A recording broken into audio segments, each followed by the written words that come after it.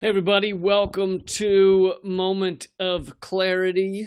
So this one's kind of a weird one. Today I'm going to talk about how the liberal media has, in order to put forward their propaganda defending Joe Biden's record, they've decided to go after me, which was an interesting choice. I think if you're going to help Joe Biden, that you might have better ways to do that instead of going after a political comedian. But who cares? The outlet Mediaite, which, for those of you who haven't heard of it, Mediaite used to be very big. I actually went to check to see whether it still existed recently, unrelated to this. Mediaite, by the way, they got their name because they're a cross between media and termites. And so they basically were one of these big, liberal, just Obama's always right kind of outlets that went after Fox News a lot. They got big around, 2010 or something. They fit in with like Huffington Post and Vox and not Fox, but Vox. And they would spend a lot of their time, but they'd focus on media, unlike some of the others. And they spent a lot of their time making fun of Fox News. Again, perfectly justifiable. You can make fun of Fox News all you want. But then I think they would spend a lot less time making fun of like MSNBC and things like that. So it was kind of like, Fox is so ridiculous and MSNBC is so legit. So it was a lot of that kind of crap, And NPR, the National Petroleum Radio, is just completely unimpeachable. They've never done anything wrong in their media world. So that is what Mediaite is, to give you a quick, simplistic representation. But they've lost their following to such a degree that I literally went back like 3 months ago and I was like, is Mediaite does it still exist? So not only does it exist, but it's now apparently dwindled to attacking me as proof. Here's the thing. If they were just attacking me like, oh, doesn't this comedian suck? All right, that's one thing. This was somehow proof that the Russian propaganda to bring down Joe Biden is happening and it's working. This was their proof. So they had an article. The title of the article was Russia Today has been pushing same smears described in DHS report quashed by Trump administration. And it's by a hack, kind of a corporate hack named Tommy Christopher, who also claims to be an editor at Mediaite. So first of all, Russia Today that's what people call RT when they want to malign it or say it's propaganda or whatever. But it'd be like, walking around, obviously, it'd be like walking around and calling MTV Music Television. It was named RT initially because it was in Russia, but now it's, my show has nothing to do with Russia in terms of what I'm writing about. I've never been told to say anything. I'm not censored at all. Compare that to MSNBC, where regularly people are fired or leave MSNBC and they talk about how incredibly much they were censored. Fox News, they just expect to be far right wing or else their stuff won't get published or shown. I mean, that kind of thing goes on all the time. I have never been censored in any way or told to say anything in any way. I write all my own stuff and I'm an American. And of course, none of that got into the article because that doesn't really help the point they're trying to push, that this is Russian propaganda. So they talk about these attacks on Joe Biden's mental stability. And the article is saying, well, this is just crazy that they're claiming Joe Biden has some sort of mental issues. Of course, that's, even if this didn't involve me, that's fucking hilarious. That some sad liberal corporatist outlet would be like, people are claiming Joe Biden has mental problems, and there is no evidence to back that up whatsoever. You're like, dude, even people that support Joe Biden are like, I hope he can keep it together for a few months and get elected. Like, he even has people in his like direct fucking supporters, like in his, like they're fucking knocking on doors, like, you have to vote for Joe Biden because Trump is a horror show. Even those people are like, I hope he doesn't die soon because he seems pretty out of it. Even those people. So this article is laughable on its face. But so this article is trying to prove that Joe Biden's totally with it. Okay, so he's fucking on it, man. He's like fucking a master chess champion, a grand wizard, or whatever they're called. Is that just the clan, or is that also chess? Where you are a fucking champion. He's just fucking on it. You can just tell that vacant look in his eyes. That's because he's thinking of quantum mechanics when he's talking to people about how we should help the workers, or Trump is a Russian or whatever. When he has that vacant look like he doesn't know where he is, that's because he's processing the quantum theory. He's just working on a whole other level than anyone else. It's not because he doesn't know where he is. Anyway, that's kind of half a side point. So this article's laughable on its face. But so the article's thesis is RT, and you got to keep in mind, RT is a bunch of different shows. We're not connected to each other. I am a leftist, and you also have like right-wing people on there. I think one of them's named Steve Malzberg. You have then you have straight news that doesn't have opinion on it, and then you have people like Jesse Ventura, Chris Hedges, Jimmy Dore, guest host for Jesse Ventura some of the time. And then you have a right winger like Dennis Miller, another right winger. So saying RT is saying something doesn't make any sense. It's not like Fox News where everyone on that network is right wing. RT actually, and this again goes against all the fucking anti-Russia McCarthyist propaganda, RT actually does have people who are on both sides of the political spectrum, different sides of the political spectrum. Good luck getting Dennis Miller and Chris Hedges to agree on fucking anything. Like anything. Anyway, so saying RT said something doesn't make any sense. It's fucking ridiculous. So, but that's what they try and do. And so they have to prove that RT is, in this article, Tommy Christopher is trying to prove that RT created these lies, that Biden is having mental difficulties. So he found a couple of quotes in one RT article about Biden's mental difficulties. And then he says, RT even, actually, let me read the direct line here. Chatter about these attacks meaning Biden's mental problems. Chatter about these attacks also long predates the Trump campaign's use of them, and even includes a segment literally predicting a future headline about Biden's mental acuity. And then he includes a video link to my show. Now, you'll notice that A, doesn't say I'm a comedian, doesn't say it's a comedy show. Even though the clip he links to is back when we had live audiences. So literally as I'm saying the things in the clip, there are 50 people all cracking up. So doesn't mention I'm a comedian, doesn't mention there's a live audience laughing, doesn't mention it's a comedy show, doesn't mention that I'm an American because that would also ruin his propaganda, doesn't mention that I write all my own stuff and I've never been told what to say and no one tells me what to say and I've been doing the same type of comedy for fucking 20 years. None of that gets in there, of course, you would expect because, you're trying to put forward propaganda. None of that fits the story. And then the headline, the future headline that I read in the show, because if anybody's watched Redacted tonight, I read future headlines at the end of every show, which I write. They're like The Onion, but in the future. I used to write for The Onion as well. So it's like Future Onion. And one of the lines that I read, by the way, the first future headline I read has to do with aliens arriving on Earth. So that shows you how believable, like someone fell for this and was like, is this real?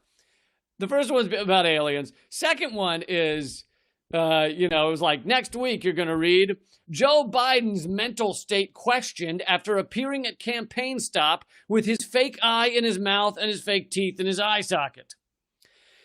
Now, you also should know that this headline that I read was a week after he had the debate performance, the primary debate where his eye exploded mid-debate. I don't know if any of you remember that. He was mid-debate and his eye got all bloodshot. Something blew up in his eye. I'm sorry to laugh, but how are we here? How is this reality? And he does have fake teeth. At one point in one of the debates, you could see them come out of his mouth as he was talking. So he has to kind of do this thing and readjust them. So So that's the basis of the joke. Joe Biden's mental stability questioned after he shows up with his fake teeth in his eye socket and his fake eye in his mouth. Anyway, there is no part of this that could be believed as any kind of real at any point. There's other moments in my show where at least I'm giving a clearly genuine ending to a segment where I'm like, we've got to help poor people in this country or something like that. At least he could quote one of those parts. Instead, he picks the most laughable, fakest, most obvious joke in the entire... It'd be like quoting The Onion to prove that local man ate his dog. Area man fucking ate girlfriend's underwear. And you quote The Onion and you don't mention that it's a comedy newspaper and, and it would have to be, something everyone didn't know the name of, but you don't mention it's comedy newspaper and that headline was clearly a joke and everyone knows it's a joke. And anyway, this is his backup. This is his proof. He found something like 3 things. One was an RT article. One was my future headline. He also doesn't mention that I regularly and all the time insult Donald Trump. I go after Donald Trump mercilessly. I also go after the Democrats because guess what? They are one corporate party, the Republicans and the Democrats, destroying the world while holding hands. And so I will go after Trump endlessly. I will call him names that CNN doesn't dare call him. I've been calling him a fascist since before he fucking won the presidency. Okay? But none of that. I call him a man-child. I question his mental state endlessly. But none of that fits their propaganda, right? It really doesn't. And so they just have to try and push this sad theory, and this is the only thing they could find to back it up, was to quote me and not mention that it's a comedy show and I'm a comedian, et cetera, et cetera. I mean, the fact that they've gotten to that level is just fucking pathetic. And here's the thing, media, I hate to quote Donald Trump, but failing outlet, failing newspaper, but Mediaite, when was the last time you heard someone talk about Mediaite? But what it represents is really what are kind of mainstream liberal media, meaning MSNBC, CNN, et cetera, how desperate they're getting to kind of defend Joe Biden. I mean, when you're in and like I said, I don't love Donald Trump. I'm not rooting for Trump to win or rooting for Biden to win, but when you are in this pathetic position of trying to defend such a pathetic candidate that has a horrible record, just his reality, the real record of his life is terrible, and you have rigged your own primary to make sure a progressive would not be in this election against Donald Trump, then you have completely fucked yourself. And in order to defend yourself, to defend this candidate, they have to resort to Russia, McCarthyist horseshit, and they can't even prove that. So they then have to quote a comedian and pretend it's not a joke that he's saying. I mean, to get to that level, it just shows how desperate they are, how pathetic it is. I mean, he closes the article by saying, and anyone can find the article, by the way, by just Google Mediaite and Lee Camp, or Mediaite and Biden and mental state or something. You'll find it. RT, Russia Today. Anyway, he pushes that the theory. At the end, he concludes by saying that, this is perhaps the best part. He concludes by saying that Biden's mental state is currently being questioned because RT created the idea that Biden is not all there. RT, the network, created the idea that Biden's having some mental issues and seems a little off. How many of you out there, please let me know, if it weren't for RT, would have no idea Biden seems a little off and doesn't quite seem up to the job. I mean, this is like saying that, the New York Times mentioned that water's wet, so now everyone thinks water's wet. It's like, no, it was just fucking obvious, you tool. So to shift gears and get serious for a minute. I mean, that's the moment of clarity, but there's something important I want to talk about, which is not easy to talk about. I didn't want to make it just a whole moment of clarity, but I want to talk about it now. Is the death of a good friend and an incredible activist named Kevin Zeese. And I don't have, it's tough because he just died yesterday, heart attack, rather unexpected or very unexpected, I guess, only 60 something years old. And I don't have all my thoughts together on it. So I can't claim this is going to be, hugely articulate and perfect, but Kevin Zeese was just an incredibly powerful activist, amazing, so positive, on the front lines battles of just so many issues. With his partner Margaret Flowers, they founded Popular Resistance. They're very active in the Green Party, but I first kind of met them and got to know them right before Occupy. They were creating their own thing called, it was in Freedom Plaza, and it was something Stop the Machine or something like that. But it was an occupation of Freedom Plaza in Washington, D.C. They had come up with the same idea as Occupy, basically unrelated, and the two just connected, dovetailed perfectly. And theirs was more focused on the war machine, a little more focused on the war machine, and Occupy was focused on the bankers. But once Occupy blew up, so theirs was scheduled for, I believe it was October 5th or somewhere around there of 2011, the year Occupy started. Occupy, the first night, was September 17th of 2011, just a couple of weeks earlier. And I was at the first night of Occupy in New York City, and I had already been asked to promote and perform at Kevin and Margaret's occupation in D.C. At Freedom Plaza, which was coming up in October. So then Occupy becomes massive. It took a couple weeks, but it just grows and grows and grows.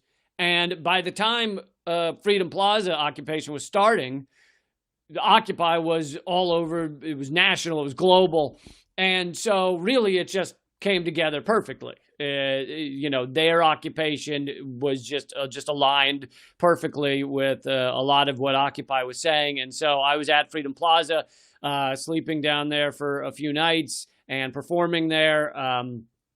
And Freedom Plaza actually ended up being one of the longest occupations. It lasted many months until they decided to violently and brutally evict the people, but that didn't happen for several months, as opposed to Occupy. I think it was only 2-3 months, maybe in November, early December, that they brutally arrested and trashed Occupy in New York City.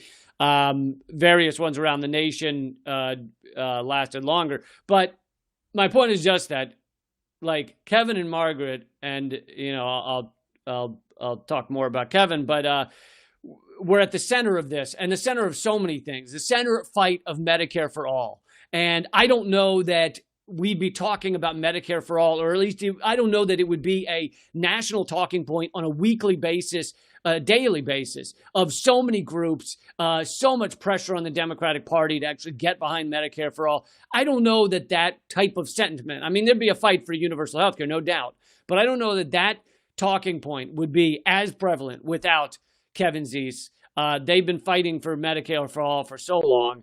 And the same goes for, I can almost say with certainty that we would not have pulled out of the TPP, the Trans-Pacific Partnership, without Kevin and Margaret's work. I mean, you can go back and read the articles. They were against these massive trade deals that are just a huge corporate giveaway.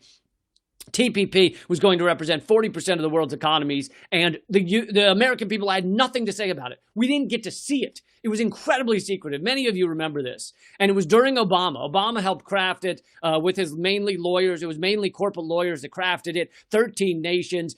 And ultimately, because the anger and the fury over TPP grew and grew and grew, it became a talking point for Donald Trump. Now, Donald Trump he didn't know what TPP was, right? Until he heard activists screaming about it.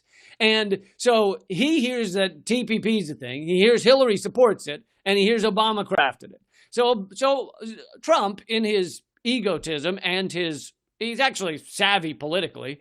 He realized the way to defeat Hillary and to hurt Obama's legacy is to go after TPP. So on his speeches, he starts going after Trans-Pacific Partnership. Now, when he gets into office, that means that it's good for his voters because he said he's going to pull out of TPP, and he gets to hurt something that Obama was working on. So second reason for Trump's ego to pull out of TPP. So Trump did that. Trump did not sign into Trans-Pacific Partnership. Now, I get that many of you are right. Trump is a fucking asshole and a fascist and all these horrible things. But in this case, for the wrong reasons, he was right. And he pulled out of TPP, a massive corporate giveaway. And here's the thing. If Trump had more time and probably had more, useful people around him, he probably would craft his own trade deal, which would be equally horrible. But the larger point is that without Kevin and Margaret creating this surge against the Trans-Pacific Partnership, I mean, I challenge you to find articles against it that were as clear-minded and dead set against it as early as Kevin and Margaret. I don't know the year, but it was, it's back around the same time as Occupy, when it was first announced that such a trade deal was going to exist. And they were front and center on that. Also with net neutrality. Just phenomenal fighters to save net neutrality. They succeeded in saving it for a couple more years than we would have. They were in the head of the FCC's driveway. Like, them and 4 other people blocked the head of the FCC's driveway here in Washington, D.C. He couldn't get his car out because they were sitting there. He knew that manhandling them would not look good. So he ultimately had to stand there for like half an hour and talk to them, and then had to get a cab to work because he couldn't get to work. And it's a small act of resistance, of civil disobedience, a peaceful, nonviolent civil disobedience. But I don't think he would have protected net neutrality for the extra 2 years without that pressure. And ultimately, you get Ajit Pai in there a few years later, and he guts net neutrality. But still, this is, these are small wins, but powerful wins. So we had net neutrality for 2 extra years, probably largely because of Kevin and Margaret. And Kevin Zeese was I know many of you didn't know him personally, but he was such a powerful voice for positivity in the world of activism. It just, indefatigable and just, I don't know. It always amazed me, his positivity and his how sure he was that these battles could be won, even when it was so few people out there when it started. He and Kevin, I brought them pizza because they were camping outside the FCC, and when it started, it was the 2 of them. I think maybe they had 1 other person, but I think sleeping out there the first night, it was the 2 of them. And I went down there and brought them some pizza and stuff. And it's like 2 people sleeping outside the FCC. And you look at that and you think, how can this have any impact? How can this, you're going up against the most powerful forces in the nation and in the world. How can this have any impact? And yet they did, again and again and again. And Margaret, I'm sure, is going to continue his work, their work together. Popular Resistance was founded by Kevin and Margaret. For those of you who don't know Popular Resistance, please check it out, popularresistance.org. It's the best daily news read that I think you can find out there. They also were the force behind the Venezuelan embassy occupation, or they didn't call it an occupation, holding the space. Because occupation sounds like they were in a place they weren't allowed to be, when in fact the Venezuelan government had invited them to be there.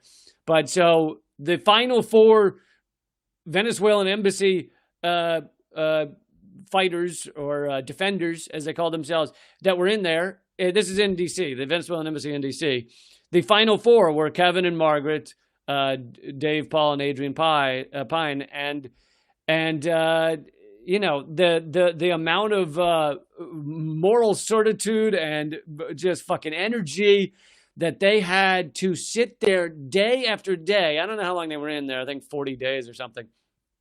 And they're in that. They cut off the electricity. The authorities did. They surrounded the place. You've got far right-wing kind of quasi-fascist Venezuelan people who want the U.S. to invade their home country. Some of them are Venezuelan, some of them are not. But many of them have been called out. Some of them work for Raytheon and places like that. But they're surrounding the outside of the embassy, playing loud, like awful disco music and shit like that, and strobe lights into the windows, basically like it was the Waco fucking encampment that the FBI was trying to get them out. And this stuff was encouraged by Secret Service. So these were not Secret Service doing that stuff, but this stuff. Oh, there, Lene just told me it's 37 days they were in the Venezuelan embassy, when they were kind of locked in there. And there was fights to get food to them or whatever. But they were and Kevin and Margaret were the force behind it, were the energy behind it, were the fucking moral soul behind defending that embassy against something that violated the Vienna Conventions, violated international policy and law, to take over another country's embassy. Embassies are supposed to be, sacred, right? That's why they couldn't arrest Julian Assange for so many years in the Ecuadorian embassy in London until Ecuador gave him up. It had to come down to Ecuador saying, go ahead into our embassy and arrest Julian Assange. And that's why the Brits couldn't get at him. The U.S. couldn't get at him, because embassies are supposed to be this sacred. They are international territory in the U.S. They are an embassy in the U.S. is part of that other country. So Venezuela should have the right to their own embassy. And the fact that the U.S. said, no, we want to create a coup in Venezuela, so we're going to invade and take over your embassy, violates all international policy you can imagine. And law. And Kevin and Margaret fought and stayed in there for 37 days with the help of plenty of other people, but they were the core. Code Pink was very pivotal in that as well. But and it just incredible what they did. And there's too many other things to list that they have been part of. If I sat here and listed them all, everything Kevin's fought for, we'd be here for the next 4 hours. But just an incredible human being and such a massive loss.